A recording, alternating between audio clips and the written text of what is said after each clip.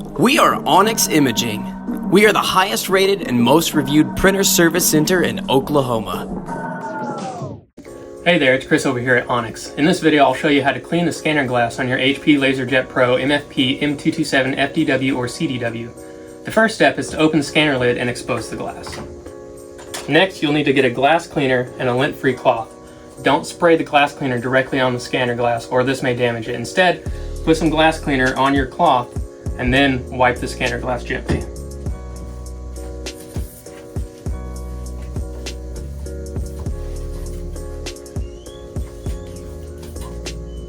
Sometimes you may notice some whiteout or other marks on the glass. If that happens, just clean it again with the cloth until it clears up. If you are using the automatic document feeder, the ADF, and you see some defects on your scanned documents, you may need to clean the small strip of glass next to the scanner glass. That's going to be this right here. It has this protective coat on it. Don't take that off. You can just clean the top of it. If the defects persist, it may be time to service your printer. Thank you for watching this video and have a great day.